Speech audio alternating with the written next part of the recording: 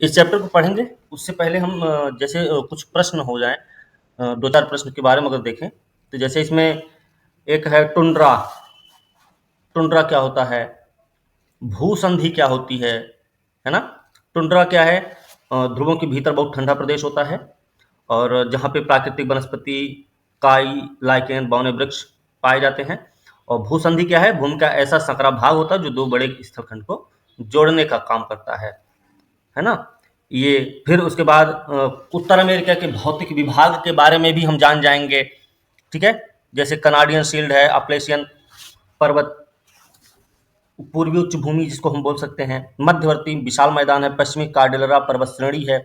यहाँ की जो 5 बड़ी-बड़ी झीलें हैं, कौन सी झील हमें यूएसए और कनाडा के बीच में सीमा का निर्धारण करती है ना? जो सबसे बड़ा जलप्रपात है, नियाग्रा बोलते हैं ना, नियाग्रा जलप्रपात, वो किस नदी पर है या किस यस सर। झील पर है? कौन सी नदी की झील में गिरती होगी? कहाँ पर गेहूं का उत्पादन होता है? मछली का उत्पादन किस क्षेत्र में होता है? वगैरह ये सारी चीजें हम समझ लेंगे, ठीक है ना? इस चैप्टर को समझने के बाद हमको ये भी पता चलेगा कि कनाडियन शील्ड आखिर है क्या।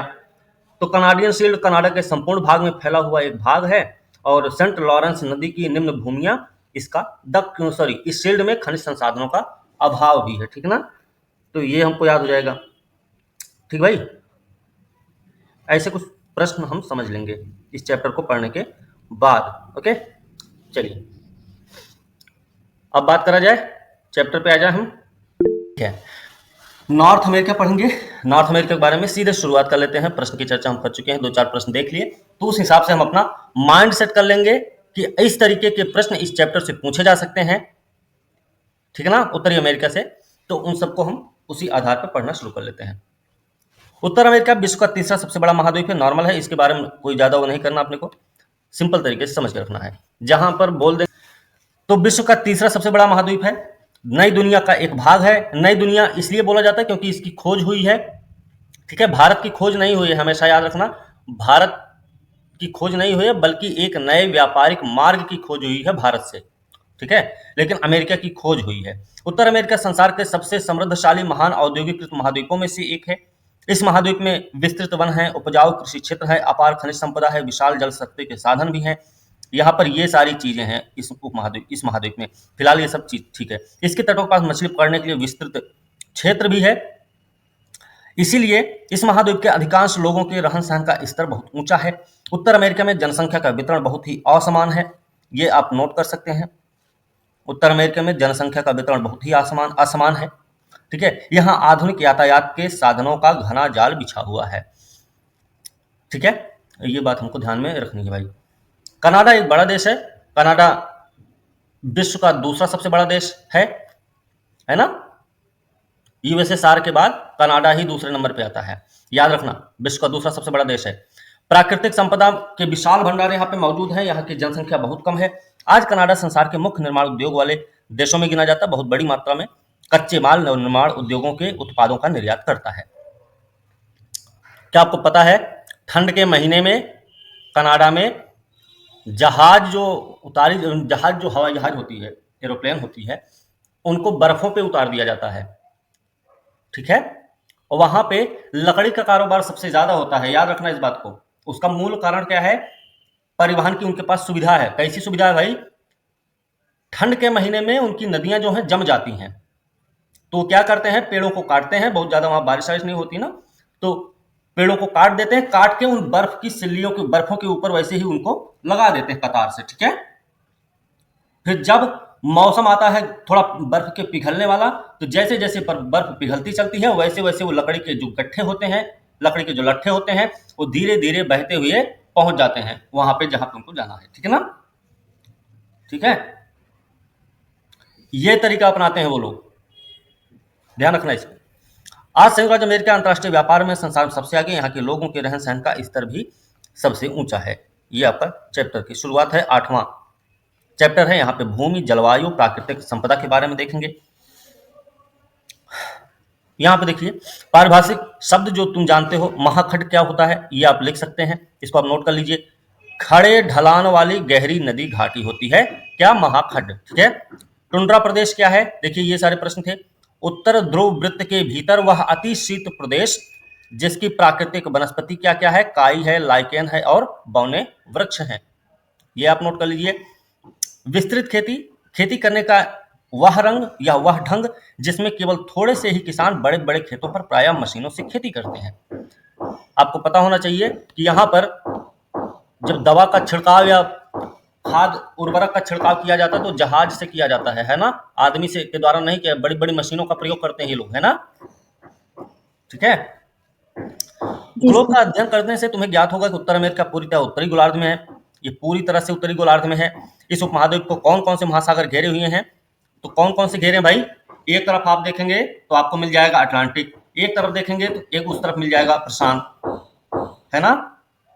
यस हाँ, सर। बोलिए ना चंद्रमोहन। ये कह रहा था कि अभी इस पे जो आप अंडरलाइन कर रहे हैं उसको अंडरलाइन कर दीजिए और कुछ समझाना है तो इस पे इस महाद्वीप के कौन-कौन से महासागर घेरे उत्तर अमेरिका की स्थिति अक्षांश देशांतर में बतानी है। आकार में इस महाद्वीप का स्थान एशिया अफ्रीका के बाद तीसरा है। क्षेत्रफल में भारत से लगभग 8 गुना बड़ा है। क्षेत्रफल के हिसाब से देखा जाए तो भारत से लगभग 8 गुना बड़ा है। ठीक है, ये ध्यान रखना भाई। इसकी आकृति की तुलना दक्षिण अमेरिका और अफ्रीका की आकृतियों से करें। ठीक है, तो अफ्रीका इससे बड़ा है, दक्षिण अमेरिका इससे छोटा है। इनमें तुम्हें क्या समानता दिखाई देती है? चित्र 25 में दिए गए मानचित्र को देखा जाए, इस मानचित्र के इस महाद्वीप के दो सबसे बड़े देश हैं कनाडा और यूएसए। इन दोनों मित्र देशों को अलग करने वाली सीमा किस अक्षांश रेखा पर? उत्तर पूर्व में इस बड़े द्वीप का नाम बताओ। ये डेनमार्क के अधीन है। अच्छा, ये कौन सा उत्तर पूर्व में है? क्या नाम उसका? जो उत्तर पूर्व में द्वीप है उसका क्या नाम है? सबसे बड़ा, विश्व का सबसे बड़ा द्वीप है। Asia sir. अरे द्वीप की बात कर रहे हैं, ग्रीनलैंड। ग्रीनलैंड पे डेनमार्क का अधिकार है। ठीक है, ठीक है भाई, ध्यान रखना। विश्व का सबसे, आज ये क्यों नहीं चल रही, सबसे बड़ा द्वीप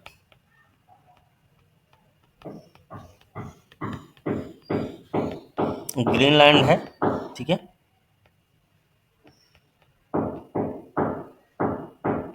ग्रीनलैंड है भाई, ध्यान रखना। और ये डेनमार्क के अधीन है। ठीक है,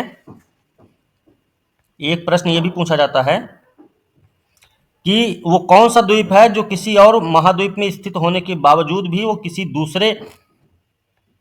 किसी बाहरी द्वीप महाद्वीप के देश के अधीन है। तो वो आपका ग्रीनलैंड है और विश्व का सबसे बड़ा द्वीप भी है। ठीक है, कैलिफोर्निया की खाड़ी किस देश की भूमि से घिरी हुई है? कैरिबियन सागर में सबसे बड़ा द्वीप कौन सा है? इस द्वीपीय देश की राजधानी क्या है? उत्तर दक्षिण अमेरिका को मिलाने वाली भूसंधि का क्या नाम है? किस देश में है ये आप मानचित्र पूरा देख सकते हैं। अमेरिका का मानचित्र है। ठीक है, ये छोटा नहीं हो पाएगा। यहाँ पे हडसन की खाड़ी ये रही आपकी, है ना? ये रही आपकी हडसन की खाड़ी। यहाँ पे ग्रेट लेक्स झील है। यहाँ पे ग्रेट स्लेव है। ये ग्रेट स्लेव झील कहाँ पे है? ग्रेट स्लेव झील कहाँ पे है? चंद्रमोहन हाथ नीचे कर लीजिए। ग्रेट स्लेव झील आपकी कनाडा में है, कनाडा में। ठीक है, देखिए विनिपेग भी कनाडा में ही है। ठीक है, ठीक है ना? ओटावा उसकी राजधानी है। ये पांचों झीलें हैं अपनी, एरी, ओंटारियो, मिशिगन, सुपीरियर, ह्यूरन, ये पांचों झीलें हैं। ग्रेट साल्ट झील यूएसए में पूरी तरह से। और इसमें एक चीज़ और देखें तो यहाँ पे देखिए बरमूडा द्वीप समूह यहाँ पे है, आपको ये पता रहना चाहिए।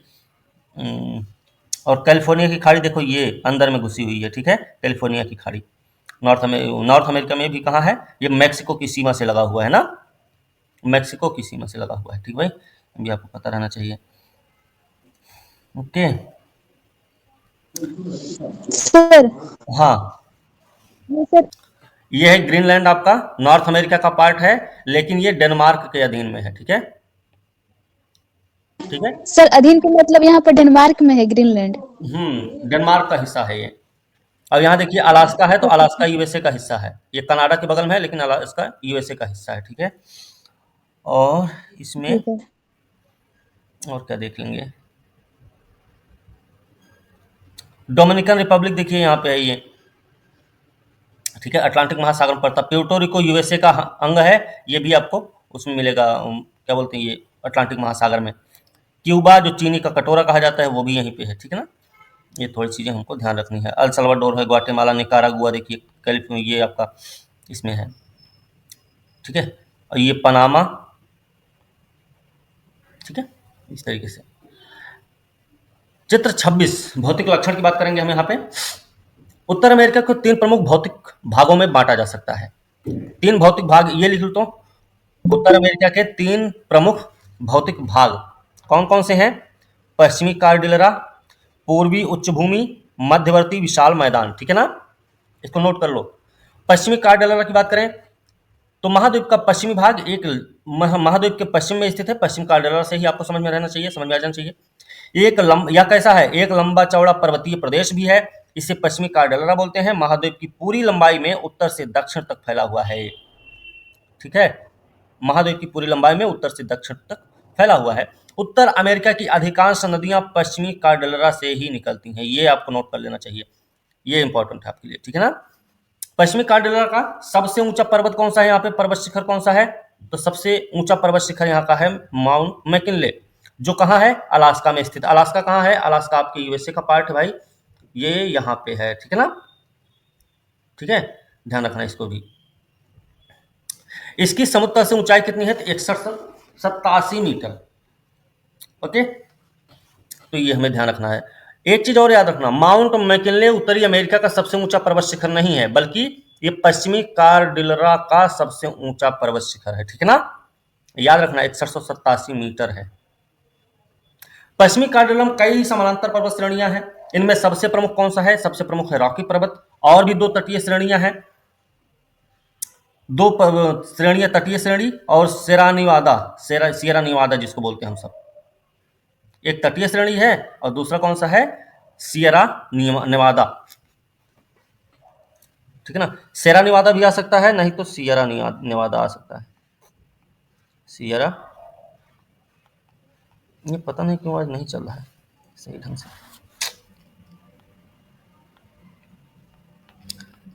सियरा आ जाएगा नाम, ठीक है, इतना ध्यान रखिएगा, छोड़िए ना, ठीक है। इन श्रेणियों से घिरे हुए कुछ अंतरा पर्वतीय पठार हैं। तो अंतरा पर्वतीय पठार क्या होते हैं? ऐसे पठार जो पर्वतों से घिरे होते हैं, ठीक है, चारों तरफ से पर्वत हो जाए, ऐसे ऐसे ऐसे, और ये यहाँ पे पठार हो जाए, तो ये है क्या? आपका अंतरा पर्वतीय पठार। ग्रेट बेसिन इनमें से सबसे बड़ा अंतर पर्वतीय पठार है। ग्रेट बेसिन जो है अंतरा पर्वतीय, सबसे बड़ा अंतरा पर्वतीय पठार है, ये भी याद रखना है, लिख लेना है। इस पठार की नदियां समुद्र तक नहीं पहुंचती हैं। जो ग्रेट बेसिन पठार से निकलने वाली नदियां हैं वो समुद्र तक नहीं पहुंचती हैं, ठीक है ना, इसीलिए ये अंतः स्थलीय जल निकास का क्षेत्र बन गया है। तो इसीलिए अब मान लीजिए प्रश्न आ जाए कथन और कारण के रूप में, तो कथन में दे दिया जाए कि ग्रेट बेसिन पठार की नदियां समुद्र तक नहीं पहुंचती हैं, ठीक है ना। कारण हो जाए, कारण में आ जाए कि इसलिए यह जल निकास का क्षेत्र बन गया है। तो कथन, कारण क्या है, कथन की व्याख्या करेगा क्या? यस, नहीं करेगा, करेगा सर। नहीं करेगा, ठीक है, क्योंकि वो कारण नहीं बता रहा है, वो तो सिर्फ एक तरीका बता रहा है, भैया यहां से जो नदियां निकलती हैं वो सिर्फ यही इसके एरिया में ही रह जाती हैं, इसलिए ये अंतःस्थलीय निकास क्षेत्र है। अगर हो जाता कथन के रूप में ग्रेट बेसिन पठार एक अंतःस्थलीय जल निकास का क्षेत्र बन गया है, कारण में आ जाता यहां से निकलने वाली नदियां समुद्र तक नहीं पहुंच पाती हैं, उस स्थिति में क्या हो जाता? कारण जो है ना कथन की सही तरीके से व्याख्या कर देता, ठीक है ना, बात समझे? जी फिर से बताइए, फिर से एक बार बता दें वंदना। Yes sir. अगर कथन में आता है कि ग्रेट बेसिन पठार से निकलने वाली नदियां समुद्र तक नहीं पहुंचती हैं, कारण में आ जाए यह एक अंतःस्थलीय जल निकास का क्षेत्र बन गया है, तो कथन और कारण सही हैं, लेकिन कारण जो है कथन की व्याख्या नहीं कर रहा है, ओके। लेकिन अगर कथन के रूप में आ जाए कि ग्रेट बेसिन पठार एक अंतःस्थलीय जल निकास का क्षेत्र बन गया है, अब कारण में आ जाए, यहां से निकलने वाली नदियां समुद्र तक नहीं पहुंच पाती हैं। उस स्थिति में कारण कथन दोनों सही तो रहेंगे ही साथ कारण जो है कथन की सही से व्याख्या भी करेगा। ठीक है ना? ओके भाई, जी सर। ध्यान रखना। ठीक है। ग्रेट बेसिन के दक्षिण में कोलोराडो का पठार है। कोलोराडो और उसकी सहायक नदियों ने इस क्षेत्र की मुलायम चट्टानों में बहुत गहरी गहरी घाटियां काट रखी हैं। कोलोराडो का पठार कोलोराडो और उसकी सहायक नदियों के द्वारा बहाकर लाए गए अवसादों के जमाव के द्वारा किया गया है या हुआ है। जमाव से नहीं, उसको किनारों को काटने की वजह से हुआ है। ठीक है ना? याद रखना, मुलायम चट्टानों को में बहुत गहरी गहरी घाटियां बना रखी हैं इसने कोलोराडो नदी और उसकी सहायक नदियों ने। ठीक है? तो कोलोराडो पठार ऐसा है। इनमें से अनेक महाखड्ड, कहीं कहीं तो 1800 मीटर, तो जो यहाँ पे महाखड्ड दिखेंगे आपको वो 1800 मीटर से भी अधिक गहरे हो सकते हैं, ऐसा भी है। इस प्रकार के बहुत लंबे और गहरे महाखड्डों को जिनके किनारे दीवार के समान होते हैं उनको बोलते हैं कैनियन। तो कैनियन क्या है ये लिख लो, बहुत लंबे गहरे महाखड्डों को जिनके किनारे दीवार के समान होते हैं उनको कैनियन कहा जाता है। नोट कर लीजिए इसको। कोलोराडो का विशाल कैनियन संसार में सबसे बड़ा है। ठीक है ना? सबसे बड़ा कैनियन, संसार का सबसे बड़ा कैनियन कौन सा है? कोलोराडो का। ठीक है? अपनी प्राकृतिक सुंदरता के लिए प्रसिद्ध है। कोलोराडो का जो कैनियन है वो अपनी सुंदरता के लिए फेमस है भाई, प्राकृतिक सुंदरता के लिए। पश्चिमी कार्डेलरा के अलास्का मैक्सिको के भागों में कई सक्रिय ज्वालामुखी भी हैं। ठीक है? पश्चिमी कार्डेलरा में ही आती है, आपका अलास्का आता है, मैक्सिको भी आता है। यहाँ पे कई सारे क्या हैं? सक्रिय ज्वालामुखी भी हैं। ठीक है ना? तो आपको पता रहना चाहिए। पूर्वी उच्च भूमि की बात करें, दूसरा भाग इसका है। इसमें अपलेशियन पर्वत, लेब्राडोर, न्यू फाउंड लैंड में है। पूर्वी जो उच्च भूमि है वो कहाँ कहाँ है? अपलेशियन पर्वत, लेब्राडोर, न्यू फाउंड लैंड तक विस्तृत है। याद रखना, यह पर्वत क्या है? पश्चिमी कार्डेलरा से बहुत पुराना है। मतलब पश्चिमी कार्डेलरा की अपेक्षा अगर देखा जाए तो पूर्वी उच्च भूमि क्या है भाई? प्राचीन काल की है ना, पुरानी है। तो ये पर्वत पश्चिमी कार्डेलरा बहुत पुराने हैं और बहुत समय से घिस घिस कर इनकी ऊंचाई बहुत कम हो गई है। मतलब ये जो पूर्वी उच्च भूमि है ये एक अवशिष्ट अवशिष्ट के रूप में हो सकता है फिर। ठीक है, ध्यान रखना। और पश्चिमी कार्डेलरा की अपेक्षा ये क्या है? पुराना भी है, ये भी हमको पता रहना चाहिए। मध्यवर्ती विशाल मैदान की बात करें तो पश्चिमी कार्डेलरा और पूर्वी उच्च भूमि के बीच वाला भाग है। इस मैदान के उत्तरी भाग में क्या है? तो उत्तरी भाग में कनाडियन शील्ड है।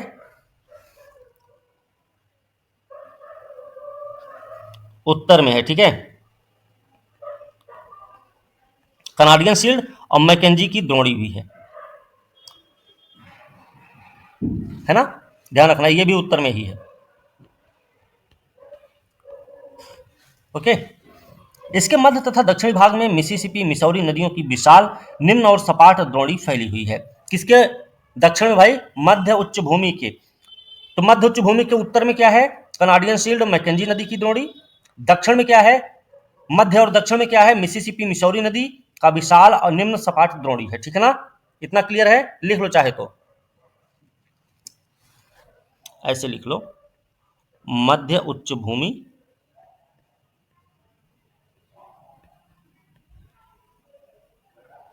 ये हो गया उत्तर और ये हो गया दक्षिण। इसी में मध्य वाला भी इसमें शामिल कर लेंगे हम सब। तो उत्तर में क्या है? कनाडियन शील्ड, ऐसे लिख लो, और प्लस क्या है? मैकेंजी नदी द्रोणी। ठीक है। दक्षिण में फिर क्या है? मध्य और दक्षिण में क्या है? मिसिसिपी,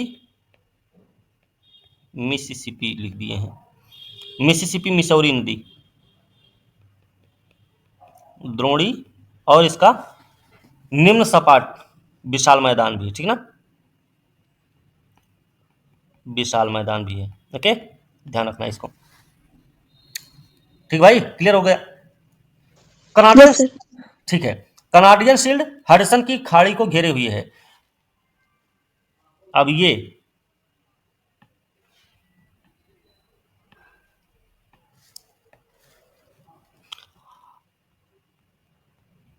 हडसन की खाड़ी को घेरे हुए हैं।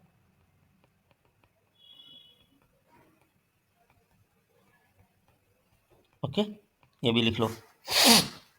संसार की बहुत पुरानी चट्टानों से बनी है। जो कनाडियन शील्ड है ये सबसे पुरानी, विश्व की सबसे पुरानी चट्टानों से मिलकर बनी है। ठीक है, ये हमने ऐसे कर दिया। ठीक भाई, ये देख लेना। बहुत समय से घिस घिस कर ये मैदान के समान हो गया। अभी ये मैदान के समान हो चुका है। कनाडियन शील्ड के दक्षिण में मीठे पानी की 5 बड़ी बड़ी झील है। तो 5 जो बड़ी झीलें हैं वो कहाँ पे हैं? कनाडियन शील्ड के दक्षिण में है। ठीक है, वो भी कितनी कैसी हैं? मीठे पानी की झीलें हैं। ओके, अभी जो हमने नाम पढ़े थे, ईरी, ह्यूरन, ओंटारियो, मिशिगन और सुपीरियर झील। ठीक है ना, ध्यान रखना। इन झीलों के नाम मानचित्र से ज्ञात करना है। संसार प्रसिद्ध नियाग्रा, संसार का प्रसिद्ध, हाँ बोलिए ना जी, ये है सुपीरियर, ये वाली सुपीरियर। ये देखेंगे सीमा बना रही होगी, है ना, इन दोनों के बीच से सीमा ऐसे करके चल रही है, ऐसे ऐसे करके है। ठीक है, अब देखिए ओंटारियो, ओंटारियो झील, यहाँ पे ये ईरी है आपकी, ये ओंटारियो है और ये ह्यूरन है। अब समझ में आया कौन कौन सी होगी? ये ह्यूरन जो है ना, ये ह्यूरन आपकी कनाडा में पड़ जाती है। यूएसए में ये है, मिशिगन है मेरे ख्याल से, ये भी आपकी ईरी वाली, ईरी झील भी। ठीक है, सुपीरियर और इधर ह्यूरन थोड़ी सी, और इधर आपकी ये बनाती हैं सीमा। ठीक है ना, ठीक है, फिर चलते हैं आगे हम सब।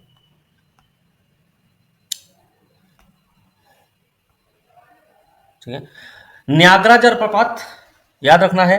तो विश्व का नियाग्रा, नियाग्रा नाम है इसका, नियाग्रा यहाँ पे लिखा गया है, तो नियाग्रा हम लिख सकते हैं इसको।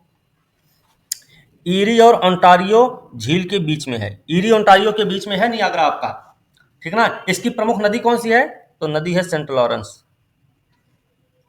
ठीक है, तो जो नियाग्रा जलप्रपात है ईरी ओंटारियो के बीच में स्थित है। सेंट लॉरेंस नदी इसके इस क्षेत्र की प्रमुख नदी है। ठीक है, चलिए बात करेंगे जलवायु और वनस्पति सर की। एक मिनट सर, कौन सी? जलवायु और वनस्पति की बात करें इसके। उत्तर अमेरिका एक बहुत बड़ा महाद्वीप है। उत्तर में ध्रुवीय क्षेत्र से लेकर दक्षिण में उष्णकटिबंधीय क्षेत्र तक फैला हुआ है। तो जाहिर सी बात है यहाँ पे ध्रुवीय क्षेत्र वाली वनस्पति भी पाई जाएगी, उष्णकटिबंधीय क्षेत्र वाली भी वनस्पति पाई जाएगी। रॉकी पर्वत तथा पूर्वी उच्च भूमि का विस्तार उत्तर दक्षिण दिशा में है। उत्तर दक्षिण मतलब ऐसे ही ना, ऐसे ही तो है। ये सर, इन दोनों ऊंचे भूभागों के बीच स्थित मध्यवर्ती विशाल मैदान एक बड़े गलियारे के समान है। इन दोनों के बीच में, ठीक है ना, जो मध्यवर्ती विशाल मैदान है वो क्या है? एक गलियारे के रूप में है। तो गलियारा मध्यवर्ती कौन? विशाल मैदान सर, रॉकी पर्वत और पूर्वी उच्च भूमि के बीच में है। हाँ, ओके। रॉकी पर्वत है और पूर्व, अरे ऐसे तो है, फिर से देख लो भाई।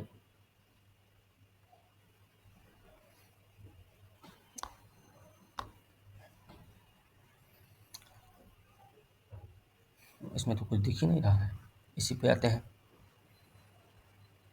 इधर है रॉकी पर्वत, ठीक है, इधर है पूर्वी क्षेत्र। ये आपका क्या है? यही तो है आपका ना, मध्यवर्ती विशाल मैदान। जी। ठीक है, तो ये गलियारे के रूप में ही तो हुआ फिर। ओके, ये वही बता रहे हैं। चलिए आगे चलते हैं फिर। इसीलिए इस मैदान में उत्तर से ठंडी पवनें, दक्षिण से गर्म पवनें बिना किसी रुकावट के आती रहती हैं। अब आपसे एक कथन और कारण वाला प्रश्न और बन सकता है। रॉकी पर्वत और पूर्वी उच्च भूमि के बीच में गलियारे के रूप में मध्यवर्ती विशाल मैदान फैला हुआ है। कारण के रूप में आ जाए, इसके उत्तर से ठंडी पवनें और दक्षिण से गर्म पवनें बिना किसी रुकावट के आती रहती हैं। तो क्या हो जाएगा? सही उत्तर इसका क्या होगा फिर? कथन सही है, कारण भी सही है, ये तो नो डाउट है। क्या कारण कथन की व्याख्या कर रहा है? जी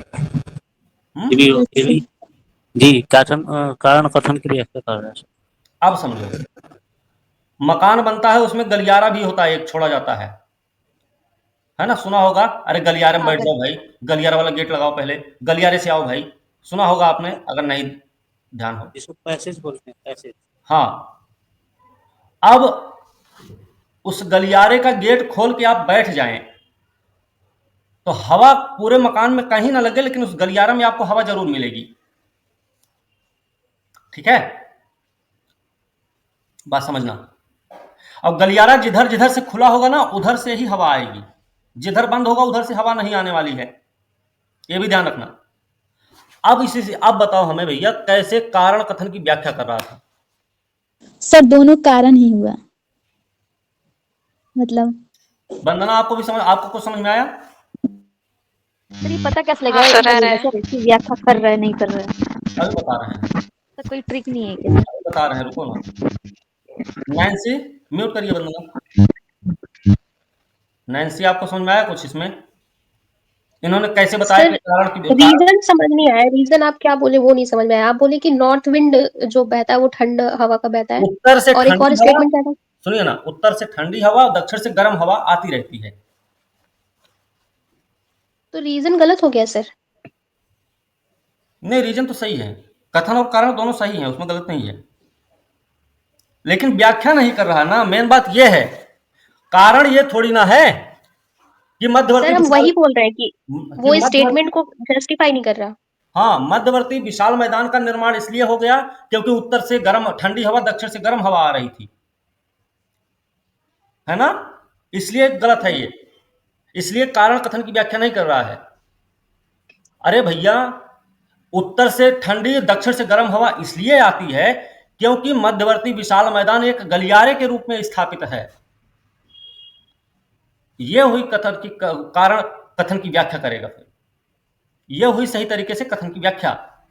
अब देखिए, कथन में आ जाए, मध्यवर्ती विशाल मैदान में उत्तर से ठंडी दक्षिण से गर्म हवा बिना किसी रुकावट के आती रहती है। कारण हो जाए कि यह मैदान रॉकी पर्वत और पूर्वी उच्च भूमि के बीच में गलियारे के रूप में अवस्थित है। अब हुआ कारण कथन की व्याख्या।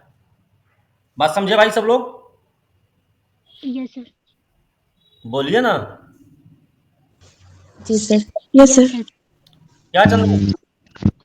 हाँ सर। थोड़ा सा दिक्कत होता है सब कथन और कारण जो है। ठीक है, तो दिक्कत जब होती है ना, तो हम तो इसीलिए, कहाँ तक थे देखिए, भूल जाते हैं, इसी में हम बताते हैं। इसीलिए इस मैदान में उत्तर से ठंडी हवा, अरे इसीलिए देखिए यहाँ पे लगाया भी रखा है, इससे भी आप निष्कर्ष निकाल सकते हैं। महाद्वीप का उत्तरी पश्चिमी तट पश्चिमी पवनों के क्षेत्र में और इसका दक्षिण पूर्वी तट सनमार्गी पवनों के क्षेत्र में आता है। महाद्वीप का जो उत्तर पश्चिमी तट है, उत्तर पश्चिमी तट मतलब ये मान लीजिए ये आपका महाद्वीप है, ठीक है, ये वाला एरिया होगा, तो ये वाला एरिया, इस वाले एरिया में क्या है? पश्चिमी पवन, ठीक है ना? ओके, और ये है दक्षिण पूर्वी एरिया, ये दक्षिण पूर्वी एरिया है, तो यहां पे क्या आएगा? यहां पे सनमार्गी पवन चलती है, सनमार्गी पवन चलती है, ठीक है भाई? ओके, याद रखना। चलिए, इन दोनों प्रकार की पवनों से तटीय भागों पर खूब सारी वर्षा होती है, खूब सारी वर्षा होती है। महाद्वीप के दक्षिण पश्चिम तट के साथ कैलिफोर्निया की ठंडी धारा, महाद्वीप के दक्षिण पश्चिम मतलब ये वाला एरिया होगा, नहीं, कैलिफोर्निया की ठंडी धारा और उत्तर पूर्वी तट के साथ लेब्राडोर की ठंडी धारा। नॉर्थ ईस्ट ये है, दक्षिण पश्चिम ये है, तो नॉर्थ ईस्ट पे लेब्राडोर ऐसे है और यहां से क्या है? कैलिफोर्निया है। ओके, ध्यान रखना इसको, कैलिफोर्निया ठंडी धारा है।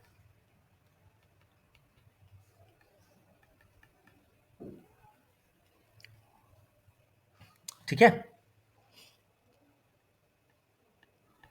और ये लेब्राडोर यहां पे आएगी, ये भी ठंडी होती है ना? ओके, इनके अतिरिक्त दक्षिण पूर्वी तट के साथ गल्फ स्ट्रीम, उत्तर पश्चिम तट के साथ अलास्का की गर्म धारा बहती है। गल्फ स्ट्रीम यहां बह रही है, इस पे, इस वाले एरिया पे गल्फ स्ट्रीम क्या है? गर्म है, गर्म धारा है, और यहां पे क्या बहेगी? उत्तर पश्चिम में अलास्का धारा। ये क्या है? ठंडी धारा है। ओके, ये नॉर्थ ईस्ट में है भाई, ये जगह थोड़ा कम है मेरे ख्याल से। हाँ, जगह कम है इसलिए इसी में काम चलाना पड़ेगा। ठीक है, इतना समझ के रखो। ये सभी धाराएं तटवर्ती क्षेत्रों के तापमान और वर्षा पर अपना प्रभाव डालती हैं। धाराओं का प्रभाव होता है तटवर्ती क्षेत्रों में खास करके तापमान, वर्षा पर। ठीक है, याद रखना इसको। ऊपर लिखी सभी बातों का उत्तर अमेरिका की जलवायु में बहुत ही भिन्नता पाई जाती है। ओके, ये महाद्वीप के अधिक भाग में शीत ऋतु बहुत ठंडी होती है, क्योंकि उत्तर की ओर से आने वाली ठंडी पवनें बिना किसी रुकावट के दक्षिण में बहुत दूर तक पहुंच जाती हैं। महाद्वीप के उत्तर मध्य भागों का तापमान शीत ऋतु में हिमांक से कई अंश नीचे रहता है। कभी कभी मैक्सिको की खाड़ी के उत्तर के तटीय क्षेत्र पर भी शीत लहरें अनुभव की जाती हैं। ठीक ना, मैक्सिको की खाड़ी के कभी कभी, हमेशा नहीं। याद रखना इस बात को, इसको चाहे तो लिख लो, नोट कर लो इसको भी। ओके, तो रुक जाइए। हाँ,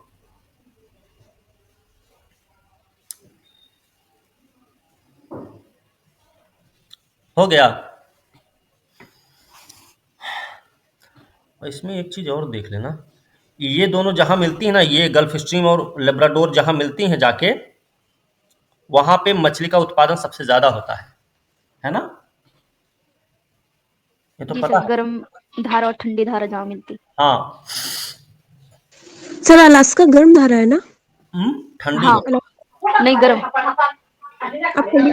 अलास्का गर्म है, ठंडी है। सॉरी, नहीं गर्म है, सॉरी, गर्म है।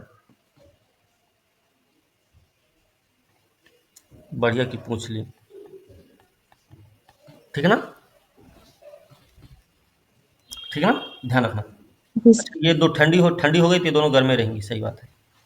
हो गया भाई, लिख लिए ना? चलिए, यस सर।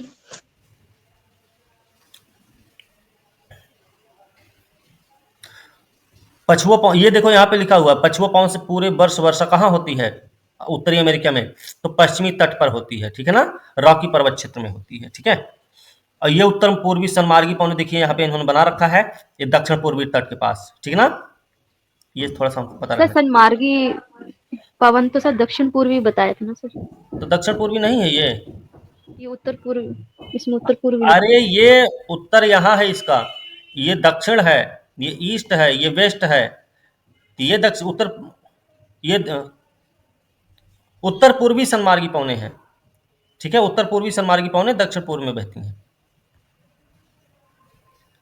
क्या बताए थे? सनमार्गी पवन दक्षिण पूर्व में ही तो बताए थे। उत्तर पूर्वी सनमार्गी पवन है वो। ठीक है, इसका नाम है उत्तर पूर्वी Sanmargi Pawan. Okay, okay sir. हाँ, चलिए। चित्र 27 में दिए मानचित्र को देखकर उत्तर अमेरिका में अधिक वर्षा के 3 प्रमुख क्षेत्र ज्ञात करो। 3 प्रमुख क्षेत्र कौन से हैं जहां पर अधिक वर्षा होती है? तो एक तो ये है, पूरे साल जहां वर्षा हो रही है। दूसरा कौन सा है? ये वाला एरिया होगा, एक ये वाला एरिया होगा ना। चलिए, अब इन तीनों क्षेत्रों में अधिक वर्षा किन पवनों से होती है ये हमको पता चल गया। महाद्वीप के भीतरी भागों में वर्षा कम होती है, भीतरी भागों में वर्षा कम होती है। यूएसए के दक्षिण पश्चिमी भाग, इससे मिले मैक्सिको के भागों में वर्षा बहुत ही कम होती है। तो सबसे कम वर्षा कहाँ होती है? तो वो मैक्सिको और जहाँ यूएसए का भाग मिलता है वहां पे। ठीक है, मरुस्थल इसी क्षेत्र में पाए जाते हैं। इन क्षेत्रों में बहुत कम वर्षा होने का कारण क्या है?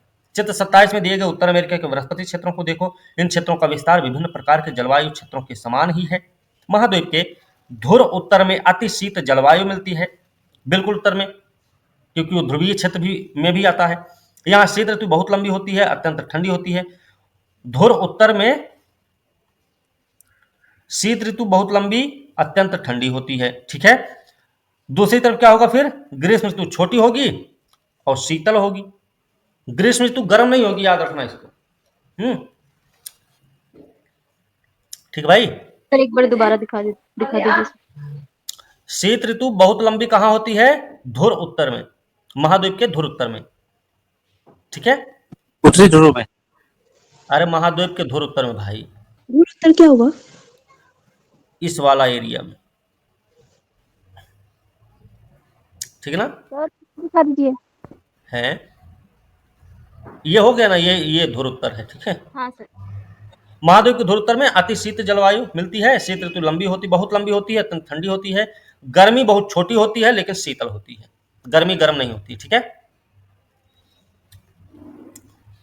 लिख लो। वर्ष के अधिक भाग में यहाँ की भूमि बहुत अधिक शीत के कारण बर्फ से जमी रहती है।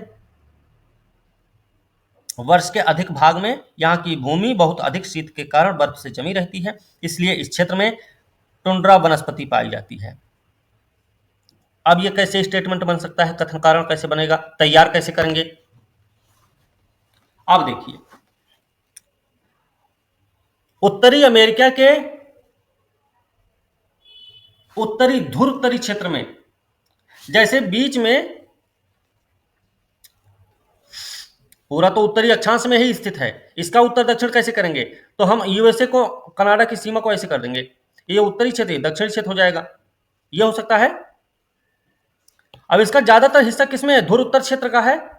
अब कथन सुनिएगा, उत्तरी अमेरिका के ध्रुव उत्तरी क्षेत्र में टुंड्रा वनस्पति पाई जाती है। ध्यान से सुन लेना। कारण हो जाए, यहां पर शीत ऋतु बहुत लंबी और अत्यंत ठंडी होती है। तो क्या कारण कथन की व्याख्या कर रहा है? जी सर, कर रहा है। कर रहा है। वंदना, अनन्या, मसरूफा, मीनू, आयशा, चंद्रमोहन, फलक, यस सर। हैं? एक बार फिर से बताइए। उत्तर अमेरिका के ध्रुव उत्तरी क्षेत्र में टुंड्रा वनस्पति पाई जाती है। ठीक है। कारण है कि यहां पर शीत ऋतु बहुत लंबी और अत्यंत ठंडी होती है। सर कथन और कारण दोनों सही है और व्याख्या भी कर रहा है सर। व्याख्या भी कर रहा है, कथन की कारण व्याख्या कर रहा है। जी सर। कारण कथन की व्याख्या कर रहा है। लेकिन अभी अगर, अब देखिए ऐसे पढ़ो सर नहीं करेगा। सुनिए सर यही उल्टा कर दिया जाएगा तो नहीं करेगा सर। अभी देखिए ना, कारण व्याख्या। अरे इसको इस तरीके से पढ़िए, इसलिए महाद्वीप के ध्रुव उत्तर क्षेत्र में टुंड्रा वनस्पति मिलती है क्योंकि यहां पर शीत ऋतु बहुत लंबी और अत्यंत ठंडी होती है। कर दिया ना कथन, कारण कथन की व्याख्या? हाँ सर, कर दिया। ठीक है, ठीक है। वंदना, समझ में आ गया आपको? और नैन्सी, ठीक है। अब टुंड्रा वनस्पति पाई जाती है, तो टुंड्रा वनस्पति में क्या क्या आता है भाई?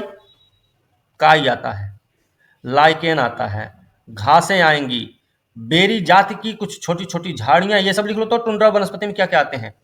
बौने वृक्ष। टुंड्रा प्रदेश की प्रमुख वनस्पति कौन कौन सी है?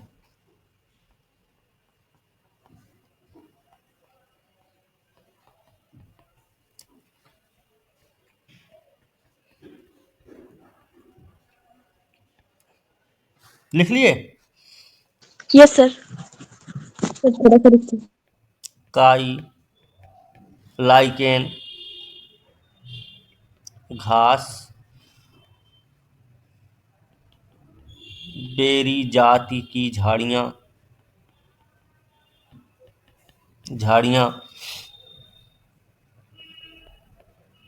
बौने वृक्ष। ठीक है ना? अब आपसे मान लीजिए, ये तो पूछा जा सकता है, इनमें से कौन सी टुंड्रा प्रदेश की वनस्पतियां हैं, ये तो आपसे पूछा जा सकता है। हो सकता है आपसे ये भी पूछा जाए, बेरी जाति निम्न में से किससे संबंधित है? बेरी शब्द या बेरी जाति शब्द किससे संबंधित है? तो वहां पे ऑप्शन दे दिया जाएगा, तो टुंड्रा प्रदेश की वनस्पति। यस सर, टुंड्रा वनस्पति। ठीक है ना? ओके, कई तरीकों से आपको ध्यान रखने की जरूरत है। यहाँ पे प्रमुख जानवर कौन से हैं? जानवर कौन कौन से हैं? तो ध्रुवीय भालू है, कैरिबाउ लिख लो, तो ध्रुवीय बैल है, रेंडियर भी है। जानवर यहाँ के, ठीक है ना?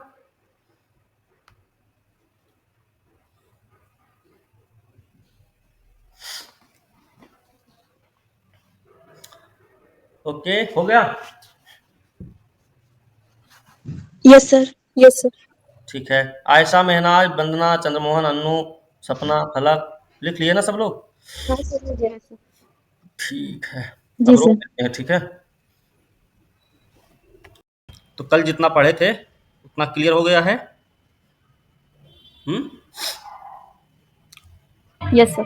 पूर्वी उच्च भूमि और किसके बीच में गलियारे का काम करता है? मध्य उच्च भूमि, रॉकी पर्वत और पूर्वी उच्च भूमि के बीच में। ओके, ठीक है। और टुंड्रा में कौन कौन सी वनस्पतियां पाई जाती हैं? सर लाइकेन, घास, बेरी और बौनी वृक्ष। Very good. तो ध्यान रखना इसको भी। और यहाँ पे जानवर क्या क्या हैं? ध्रुवीय भालू, डियर। बिल्कुल, रेंडियर और कैरिबाउ। Very good. ठीक है, तो ये सारी चीज़ें आपको पता हैं। इसमें फिलहाल बहुत सारी चीज़ें हैं इसमें। नॉर्थ अमेरिका की सबसे बड़ी विशेषता जलवायु के मामले में है कि वहाँ पे शीत ऋतु बहुत लंबी होती है, ठंडी भी अच्छी खासी होती है, गर्मी बहुत छोटी होती है और बहुत कम भी होती है ना? ठीक है ना? और बेरी जो पौधा नहीं है, बेरी है झाड़ी, ये भी ध्यान रखना। ठीक भैया? ओके, बेरी क्या है? झाड़ी है, पौधा नहीं ना, तो पेड़ है वो। ओके, सर झाड़ी कैसी होती है? झाड़ी आपके घर के आसपास भी निकल सकती है। घास को कहते हैं। नहीं, घास से बड़ा होता है झाड़ी।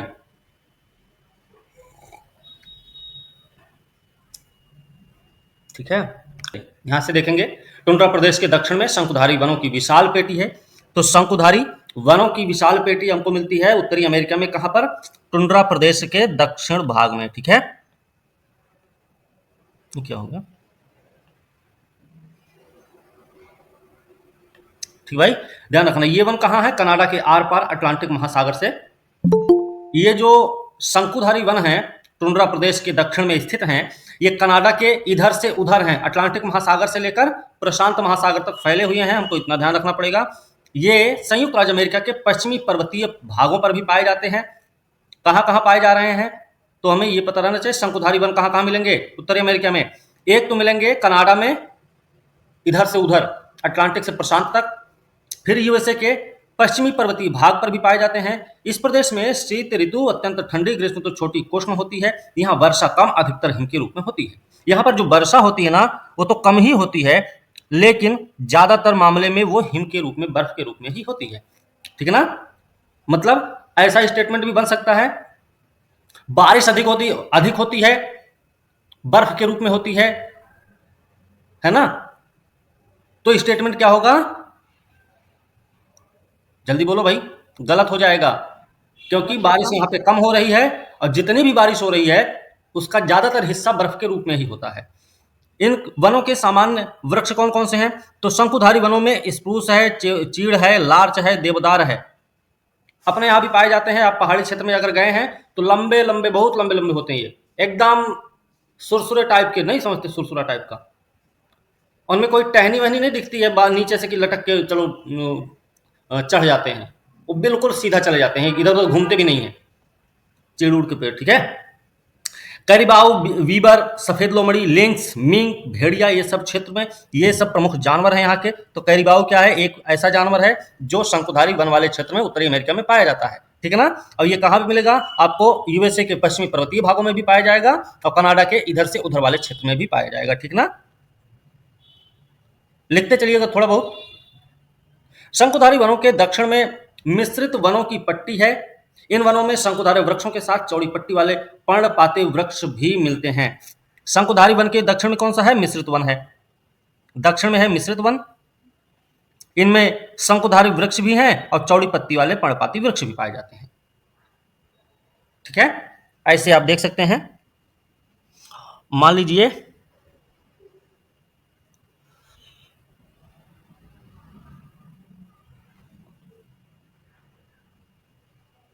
ऐसे करके है नॉर्थ अमेरिका, कुछ ऐसा ही है ना? अरे ये अलास्का वाला एरिया है भाई। ठीक है, ये हो गया टुंड्रा, ये हो गए शंकुधारी, ये हो गए मिश्रित। ठीक ना? ऐसे टुंड्रा, शंकुधारी, मिश्रित। मिश्रित किसके? शंकुधारी और चौड़ी पत्तों वाले। चौड़ी पत्ती वाले,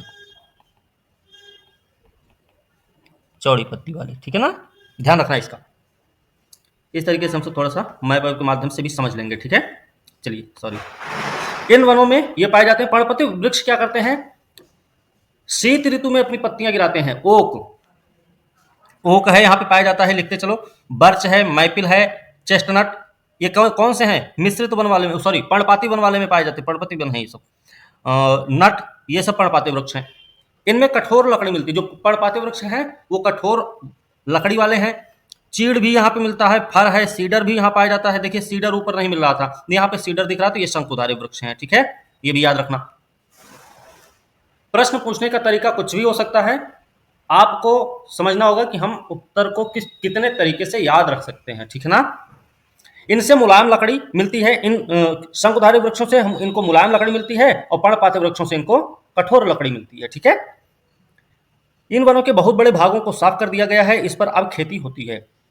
जो मिश्रित वन वाला क्षेत्र है अमेरिका का, वर्तमान समय में उस पर खेती किया जा रहा है। ठीक है। मध्य अमेरिका के अधिकतर भागों में, अरे मतलब पूरा वन नहीं साफ किया गया होगा, थोड़ा बहुत तो होगा ही अभी। मध्य अमेरिका का अधिकतर भाग, जैसे मैक्सिको के पूर्वी तट के बहुत बड़े भाग, पश्चिमी द्वीप समूह में बहुत वर्षा होती है। मैक्सिको के पूर्वी तट और पश्चिमी द्वीप समूह में बहुत वर्षा होती है। तापमान भी क्या होता है, साल भर ऊंचा रहता है। क्यों ऐसा है भाई? क्योंकि धीरे धीरे धीरे धीरे ये कहाँ जा रहा है, विषुवत रेखा के आसपास में पहुंचने की कोशिश कर रहा है ना। ठीक है। और इधर क्या अपना वो भी तो आ जाएगा, क्या बोलते हैं उसको, कर्क रेखा। धीरे धीरे कर्क रेखा भी तो आ रही है ना। इसलिए ऐसा है। इसीलिए इस क्षेत्र की वनस्पति उष्णकटिबंधीय वन है। यहाँ पे ताड़, महोगनी और लॉग वुड पाए जाते हैं। अब आपसे हो सकता है कथन कारण के रूप में अच्छा देखिए, कथन कारण के रूप में हम इसलिए ज्यादातर प्रश्न की बात करते हैं क्योंकि ये इसी को समझना ज्यादा कठिन है। बाकी स्टेटमेंट तो आप समझे रहेंगे तो आप लिख ही देंगे, वहां आप टिक मार ही लेंगे। स्टेटमेंट अगर आ जाएगा, मध्य अमेरिका के अधिकतर भाग में उष्णकटिबंधीय वन पाए जाते हैं। ध्यान रखना, पहली बात मतलब कथन है। कारण क्या है कि इन क्षेत्रों में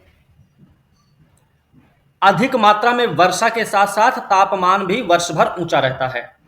तो कथन भी सही हो जाएगा और कारण भी क्या करेगा, कथन की व्याख्या भी कर देगा। ठीक है, यहां तक दिक्कत नहीं?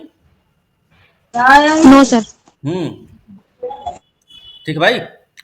अब अगर कथन के रूप में आ जाए कि मध्य अमेरिका के अधिकतर भागों में अधिक वर्षा के साथ साथ तापमान वर्ष भर ऊंचा ही रहता है, कारण में आ जाए कि यहां पर वनस्पतियां यहां इस क्षेत्र में उष्णकटिबंधीय वन पाए जाते हैं, तो कथन और कारण तो सही रहेंगे, लेकिन कारण कथन की व्याख्या नहीं करेगा। ठीक है। कैसे सर? ध्यान नहीं समझ रहे। अन्नू समझ में नहीं आया? अन्नू ठीक।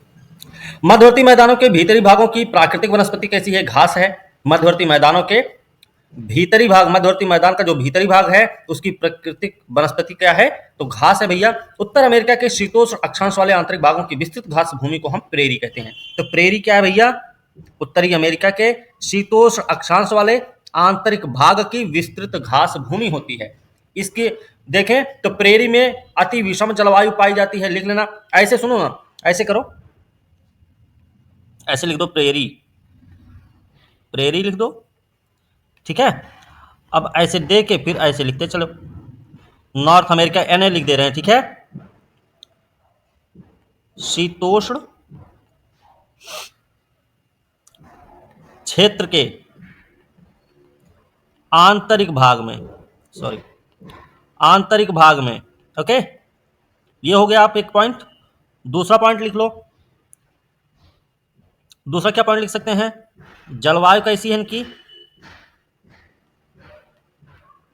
अति विषम है। फिर ठंड में ठंडी, अधिक ठंडी, और गर्मी में अधिक गर्मी, तभी तो अति विषम होगा भैया।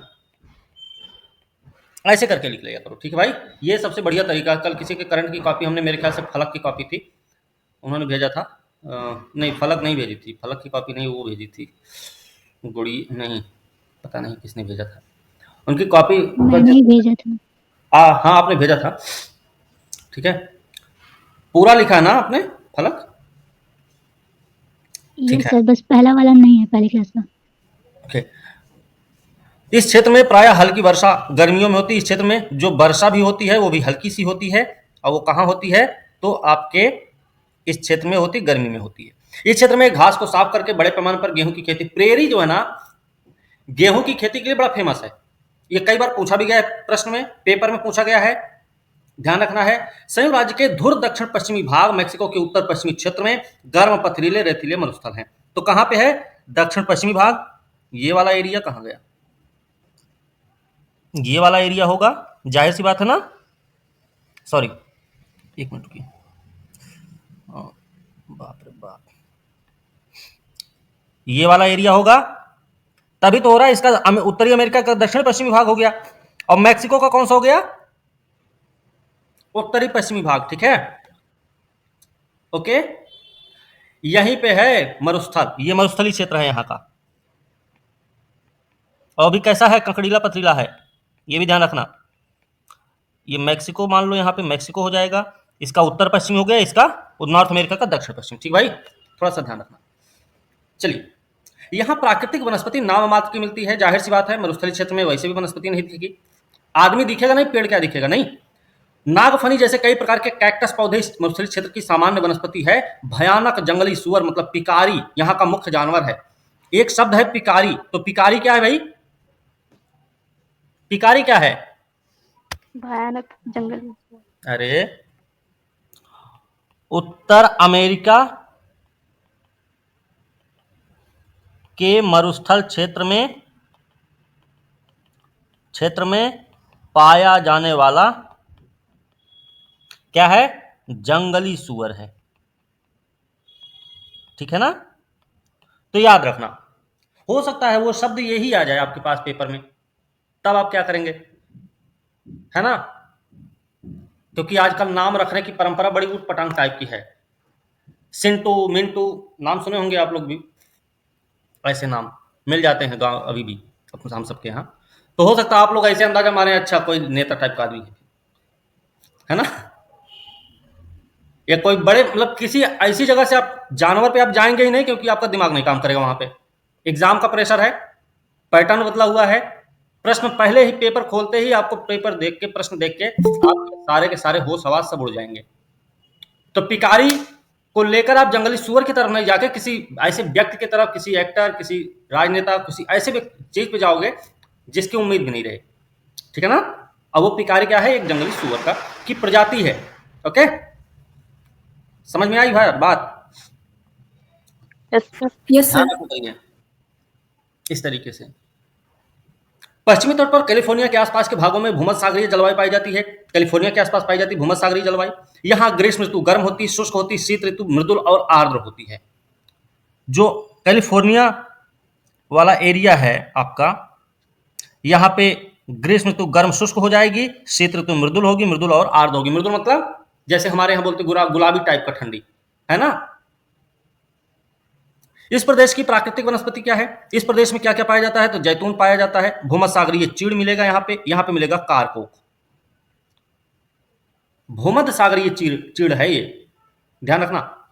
इस क्षेत्र के पेड़ पौधों को ग्रीष्म ऋतु की शुष्कता से बचाव करना पड़ता है, इसलिए प्रकृति ने इन वृक्षों को लंबी जड़ें दे रखी हैं।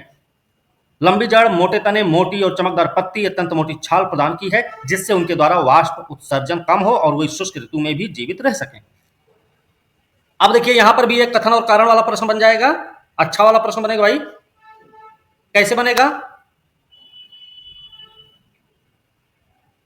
कथन हो जाए कि उत्तरी अमेरिका के पश्चिमी तट पर, या सॉरी, कैलिफोर्निया के आसपास पाए जाने वाले पेड़ पौधों को ग्रीष्म ऋतु की शुष्कता से अपना बचाव करना पड़ता है। कथन हो गया। कारण क्या हो जाए? इन वृक्षों की जड़ें लंबी होती हैं, तने मोटे होते हैं, मोटी चमकदार पत्तियां और अत्यंत मोटी छाल होती है। तो क्या कारण कथन की व्याख्या करेगा? तो सही जवाब है कि नहीं करेगा भाई। ठीक है, ठीक है ना? Yes sir. समझते हैं। इन वृक्षों, सॉरी, कैलिफोर्निया के आसपास पाए जाने वाले वृक्षों की जड़ें लंबी, तने मोटे होते हैं और मोटी चमकदार पत्तियां, अत्यंत मोटी छाल होती है। ठीक है, कथन है। कारण क्या है? कारण है कि ग्रीष्म ऋतु की शुष्कता से इन्हें अपना बचाव करना पड़ता है, या फिर जिस कारण में ही वाष्प उत्सर्जन कम हो सके और शुष्क ऋतु में जीवित रहने के लिए जरूरी है। तो क्या हो जाएगा भाई, कारण भी सही है, कथन भी सही है और कारण कथन की व्याख्या भी दे रहा है। Okay, yes sir. क्लियर हुआ सबको? प्रीति, यस सर। सर गुड़िया, क्लियर है। श्रेया, मसरूफा, खुशबू, अनन्या, गुड़िया, सब लोग ठीक भाई? हाँ, यस सर। थोड़ा सा हम सबको ना दिमाग लगाना पड़ेगा, ठीक है? हमारे पास तो नहीं है लेकिन आप लोगों के पास है, लगाओ जरूर, ठीक है? सर बहुत दिमाग लगाना पड़ता है। लगा ला। देखो इसलिए बोल रहे हैं, देखो 68वीं में 35% दिए। पहली बार ऐसे लिखे थे बिहार के बच्चे, बीपीएससी के बच्चे, 165 नंबर मिला है। पहली बार लिखा है, वो भी 2 महीना के अंदर में उनको प्रैक्टिस करवाए थे हम। उस हालत में उनको 165 नंबर मिला है। अब की बार तो टाइम ही टाइम हमारे पास है। अरे इतना प्रैक्टिस करवाएंगे ना कि हमसे ज़्यादा नंबर लाएगा हमारा बच्चा ऐसे में। चिंता क्यों कर रहे हो? ठीक है, ऐसे की तो बखिया उधेड़ देंगे हम अच्छे से। ठीक है, तरीके हमारे पास हैं, पढ़ाई तुम लोग कर लो। चलिए बात करते हैं प्राकृतिक संपदा की। उत्तर अमेरिका सबसे समृद्धशाली संसार, सबसे अधिक औद्योगिक महाद्वीपों में से एक है। मुख्य कारण क्या है? देखिए, सबसे अधिक औद्योगिकृत महाद्वीप है, उसका मुख्य कारण है कि इस महाद्वीप के पास में अपार प्राकृतिक संपदाएं हैं। उपजाऊ मैदान भी है, विस्तृत घास भूमि है, वनों के लंबे चौड़े क्षेत्र हैं, खनिजों का बाहुल्य है, जल शक्ति का अपार स्रोत है। चारों ओर तटों पर विस्तृत मत्स्य ग्रहण क्षेत्र भी है यहां पे। तो उत्तर अमेरिका के मूल्यवान प्राकृतिक संपदाएं कौन कौन सी हैं? तो इसको नोट कर लेना जरूर, ये सब जगह नहीं मिलेगा। उपजाऊ मैदान है, विस्तृत घास भूमि भी है, वनों के लंबे चौड़े क्षेत्र भी हैं, खनिजों का बाहुल्य है, जल शक्ति के अपार स्रोत हैं, चारों ओर तटों पर विस्तृत मत्स्य ग्रहण क्षेत्र भी है। यहां पे डॉगर बैंक तो यहीं पे है ना, जो कुछ भी देखना चाहो सब यहां मिल जाएगा। डॉगर बैंक कहां पे है? इधर है कि इधर? बताइए, कौन बता रहा कहां पे है डॉगर बैंक? किसी कुछ पता है डॉगर बैंक के बारे में? है, बोलिए ना भाई। सर वो क्या होता है? सर नहीं पता। नहीं पता है?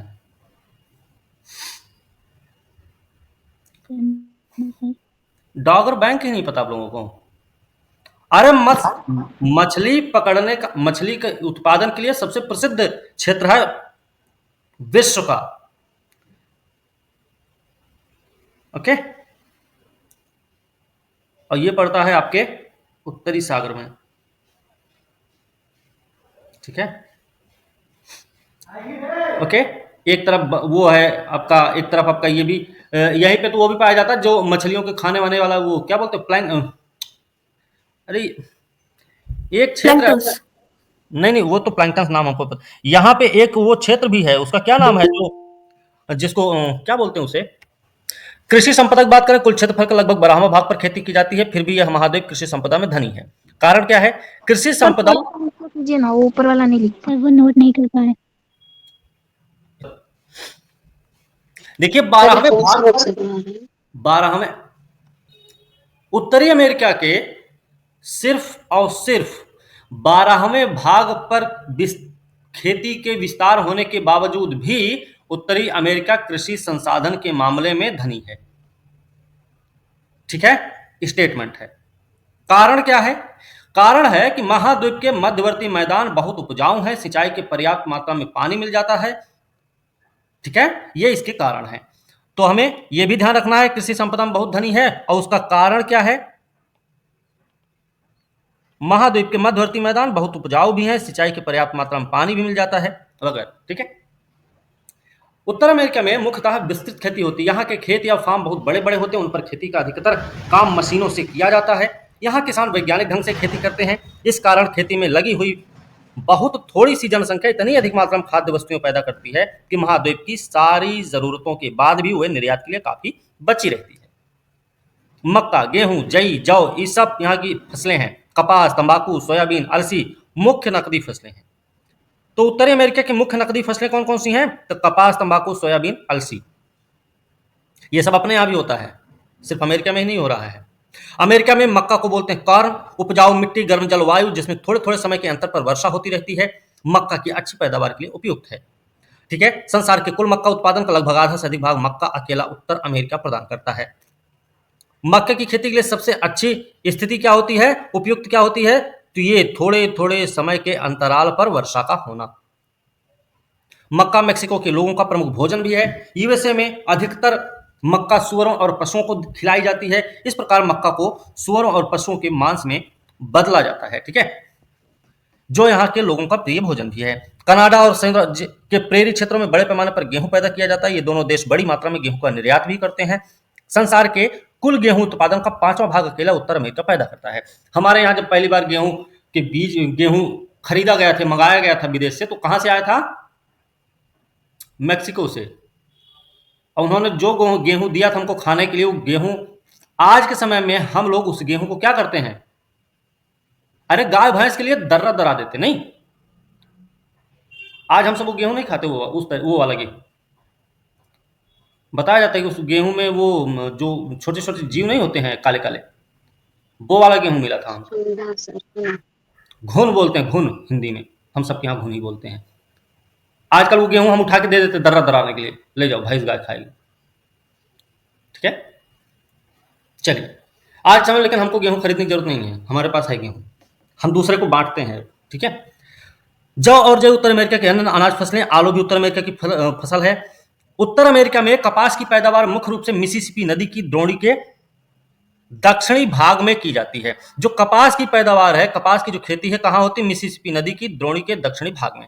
इसमें क्या है? यहां पर मिट्टी उपजाऊ है, ग्रीष्म ऋतु कोष्ल है, साधारण वर्षा हुई होती है इस क्षेत्र में। ठीक है ना। इन सब वजहों से उपजाऊ मिट्टी, ग्रीष्म ऋतु कोष्ण, साधारण वर्षा, इन सब की वजह से कपास की खेती यहां पे संभव हुई है। ओके। कपास के वर्धन काल में यहां पाला नहीं पड़ता। कपास की फसल की पकते और चुनते समय आसमान साफ और तेज धूप रहती है, इसलिए क्षेत्र कपास की पैदावार के लिए अति उत्तम है। तो कपास के लिए सही स्थिति क्या होनी चाहिए, वो आपको अगर पता है तो आप नॉर्मल तरीके से इसको समझ जाएंगे इस प्रश्न को। इसलिए क्षेत्र कपास की पैदावार के अति उत्तम। तंबाकू मुख्य रूप से यूएसए में पैदा की जाती है। लंबे चौड़े प्रेरी घास स्थलों और पर्वतीय चरागाहों पर बड़ी संख्या में गाय, बैल, भेड़, सुअर, घोड़ा पाला जाता है। दूध देने वाले पशुओं को अधिक वर्षा वाले क्षेत्रों में पाला जाता है। ये थोड़ी सी विशेष हो सकती है। तो दूध देने वाले पशुओं को अधिक वर्षा वाले क्षेत्र में पाला जाता है। मांस प्रदान जो करते हैं उनको अपेक्षाकृत शुष्क क्षेत्रों में पाला जाता है, ये आप लिख लो। संसार में गाय के दूध के कुल उत्पादन का लगभग 1/4 भाग का उत्पादन उत्तर अमेरिका में होता है। यह महाद्वीप मांस के उत्पादन में संसार में सबसे आगे है। ठीक है, ये लिख लो जल्दी से। ठीक भाई। कपास का वर्धन काल क्या होता है? यह वर्धन काल का क्या मतलब है? उत्पादन के दौरान। ठीक है ना। अरे बो दिया गया, फिर बड़ा हो रहा है, फूल आ गया, बढ़िया से दिख गया सफेद सफेद, इस पूरे दौर की बात हो रही है। ओके। यहां पाला नहीं पड़ेगा। और दूसरी चीज क्या है? पकते और चुनते समय आसमान साफ तेज धूप होती है। लिख लिया भाई। चलो वन संपदा की बात करें। हमने ऊपर बहुत सारे वन संपदा की बात कर ली है, यहां पे सिर्फ ऐसे नॉर्मल से चलेंगे हम लोग। शंकुधारी वन की लकड़ी पहले हम पढ़ चुके हैं, मुलायम होती है। संसार में प्रतिवर्ष जितनी मुलायम लकड़ी काटी जाती है उसका लगभग 1/3 भाग उत्तर अमेरिका से प्राप्त होता है। ठीक है, मुलायम लकड़ी की बात कर रहे हैं। उत्तर अमेरिका से ज्यादातर मुलायम लकड़ी हमको कहां से मिल रही है? उत्तर अमेरिका से। डगलस फर, सफेद चीड़ की लकड़ी का उपयोग फर्श के तख्ते, दरवाजे, खिड़कियों की चौखट बनाने में होता है। शंकुधारी वृक्षों की अधिकतर लकड़ियों से लुगदी, कागज तैयार किए जाते हैं। सेलुलोस, राल, तारपीन भी शंकुधारी वृक्षों से प्राप्त किए जाते हैं। सेलुलोस का प्रयोग किसके लिए होता है? रेयन के कपड़े बनाने में किया जाता है। ये कई बार पूछा भी गया है पेपर में। उत्तर अमेरिका में पर्णपाती वृक्ष, कुछ पूछना था किसी को? रेयन के कपड़े होते हैं। उष्णकटिबंधीय वनों से कठोर लकड़ी मिलेगी। क्यूबा में महोगनी देवदार वृक्षों की कठोर लकड़ी से सिंगार के बक्से तैयार किए जाते। सिंगार तो समझते होंगे, है ना। अरे जो हम सब लड़का लोग सस्ता समझता है जिससे। हाँ, लड़का लोग सस्ता समझता है इससे, ठीक है। कठोर लकड़ी से रेल के स्लीपर भी बनाए जाते हैं। ब्रिटिश हॉन्डुरास में चिकिल वृक्ष से चिकिल गम नामक रस प्राप्त किया जाता है, इससे बनाया जाता है च्युइंगम। तो ये जरूर आपको ध्यान रखना चाहिए। ब्रिटिश हॉन्डुरास जगह है नॉर्थ अमेरिका की, और यहाँ पे एक वृक्ष है चिकिल, इससे निकाला जाता है चिकिल गम और इससे बनाया जाता है अपना च्युइंगम, फिर हम चबाते हैं उसी को, नहीं? ठीक है भाई, चलिए खनिज संपदाओं की बात करें। उत्तर अमेरिका अनेक प्रकार के खनिज पदार्थ पाए जाते हैं। कनाडियन शील्ड में खनिजों के विशाल भंडार हैं। निकल, अब देखिए कनाडियन शील्ड, इस पे प्रश्न पूछा गया है, तो इसमें निकल मिलता है, प्लेटिनम है, जस्ता, सीसा, सोना, चांदी, तांबा, ये सब पाया जाता है। रॉकी पर्वत में क्या मिलेगा? तो रॉकी पर्वत में कई सारे खनिज हैं। अपलेशियन क्षेत्र में कोयला मिलता है। अपलेशियन में क्या मिलेगा? तो कोयला मिलेगा। मध्यवर्ती मैदान और मैक्सिको की खाड़ी के तट के पास क्या मिलेगा? तो खनिज तेल मिलेगा, प्राकृतिक गैस मिलेगी। ज्यादातर तटीय क्षेत्रों में हमको गैस और तेल ही मिलते हैं, ठीक है, इसमें संदेह मत रखना कोई आप लोग। यूएसए में सुपीरियर झील के आसपास लौह अयस्क के विशाल निक्षेप हैं। सुपीरियर झील के आसपास के क्षेत्र। तांबे के उत्पादन में यूएसए का संसार में पहला स्थान, ये देख लेना आंकड़ा, नया आंकड़ा देख लेना। जस्ते के उत्पादन ये सब छोड़ देंगे, निकल, जस्ता, कनाडा, ये सब, सोना, चांदी, कनाडा का स्थान इस महाद्वीप, ठीक है। चांदी के उत्पादन में मैक्सिको, चांदी के उत्पादन में तो मैक्सिको अभी भी आगे है ना, आज भी मैक्सिको।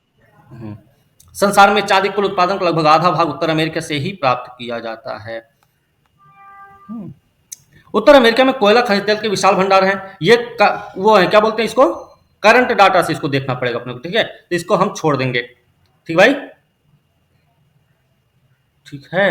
अच्छा, जल विद्युत के क्षेत्र तो देख ही सकते हैं यहाँ पे, सेंट लॉरेंस नदी है, अपलेशियन क्षेत्र है, टेनेंसी है, कोलोराडो है, कोलंबिया नदी है, ये सब नदियां हैं जहां से जल विद्युत तैयार की जाती है, ठीक है। मत्स्य संपदा की बात करें, महासागरों में प्रचुर मात्रा में मछलियां मिलती हैं। महाद्वीप के उत्तर पूर्वी भाग के आसपास उथला समुद्र है, यहाँ मछलियां प्रचुरता में पाई जाती हैं। कहाँ पे? उत्तर पूर्वी क्षेत्र में, वही वाला जो हम गोला खींचे थे वहां पे, जहां पे लेब्राडोर और गल्फ स्ट्रीम मिलती हैं आपस में, ठीक है, वहां पे प्रचुरता मिलती है मछलियां, और मछलियां अधिकता से मिलती हैं। बैंक या मत्स्य ग्रहण क्षेत्र कहलाते हैं ये, ठीक है। ये ग्रांड बैंक है, न्यू फाउंडलैंड तट के निकट में एक ग्रांड बैंक नाम का मत्स्य ग्रहण क्षेत्र संसार भर में प्रसिद्ध है, ग्रांड बैंक है, ठीक है। जनसंख्या यातायात की बात ना की जाए मेरे ख्याल से, क्योंकि ये करंट का डाटा हो जाएगा आपका, है ना, ये सब उतना नहीं इंपॉर्टेंट रहेगा। स्थल यातायात की क्या बात कर लें? स्थल यातायात में देखिए सारा कुछ लगभग यहाँ पे मिल जाएगा आपको। जल यातायात की बात करें तो और भी अच्छा है, पत्तन है, यहाँ पे आपको पनामा नहर दिख जानी चाहिए। चलो ये थोड़ा देख लेंगे। तटीय जलमार्गों, अंतःस्थलीय जल यातायात द्वारा महाद्वीप का बहुत अधिक देशीय व्यापार होता है। मिसिसिपी, सेंट लॉरेंस नदियां नौसंचालन के लिए प्रसिद्ध है। मिसिसिपी और सेंट लॉरेंस किस लिए फेमस है? तो ये फेमस है भैया नौसंचालन के लिए अपने। सेंट लॉरेंस नदी और 5 झीलें मिलकर संसार का, सेंट लॉरेंस उसमें है और 5 झीलें, वही 5 झीलें बड़ी बड़ी जो मेरे ख्याल से संसार का अत्यंत व्यस्त अंतःस्थलीय जलमार्ग बनाते हैं। पनामा नहर पनामा देश में है। ये 2 बड़े महासागर अटलांटिक और प्रशांत को मिलाता है। व्यापारिक सैनिक दृष्टि से बहुत महत्वपूर्ण है। पनामा नहर द्वारा यात्रा करने से हार्न अंतरिक्ष से होकर लंबी कष्टदायक यात्रा से बचाव हो जाता है। पनामा नहर बन गया है, इसकी वजह से लोगों को हॉर्न अंतरिक्ष ना जाकर क्या किया जाता, सीधे सीधे निकल जाते हैं। ये वाला है ना, ऐसे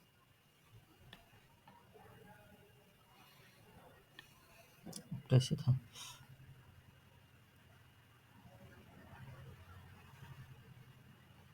ऐसे करके ना,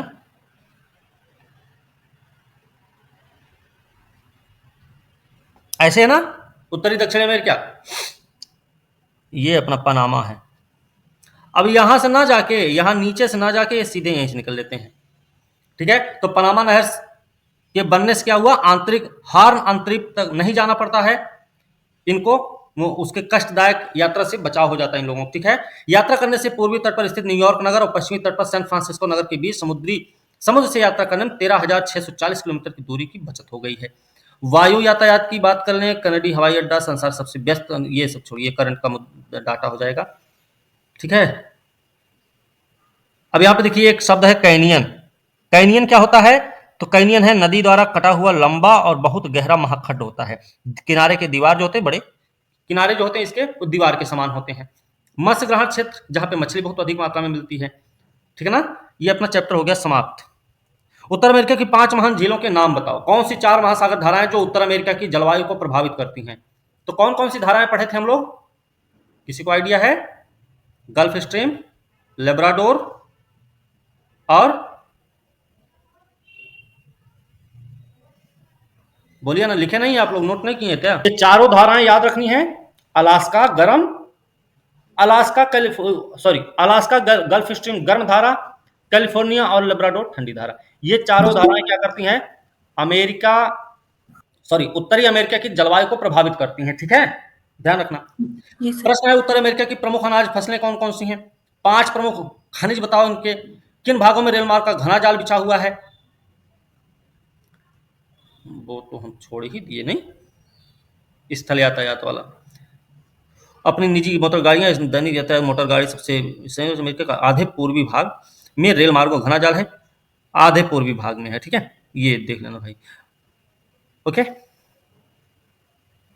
कनाडा और यूएसए में कई अंतर महाद्वीपीय रेल मार्ग हैं। अंतर महाद्वीपीय मतलब महाद्वीप के इधर से उधर पार कर रहे होंगे। ठीक है, ये ध्यान रखना। और कुछ तो नहीं था इसमें जो छूट गया हमसे?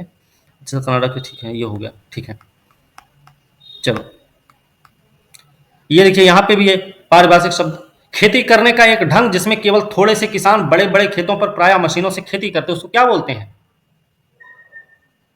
तट के समीप उथले समुद्र के विशाल क्षेत्र जहां मछलियां प्रचुर मात्रा में मिलती हैं, उनको क्या बोलते हैं? ग्रांड बैंक, है ना? Grand bank. Sir Dagar bank भी बोलते हैं ना? डागर बैंक भी बोलते हैं। डागर बैंक तो जगह होगी, डागर बैंक तो जगह है। ठीक है, और उत्तर अमेरिका के भीतरी भागों में स्थित शीतोष्ण घास भूमि क्या है? शीतोष्ण घास भूमि, घास भूमि का विशाल क्षेत्र क्या कहलाता है भैया? वो कहलाता है प्रेरी कहलाता है। हाँ, तो ये सब हमको याद रखने हैं। ठीक है, बिल्कुल, वेरी गुड। चलो ठीक है, फिर ये वाला चैप्टर अपना हो गया समाप्त।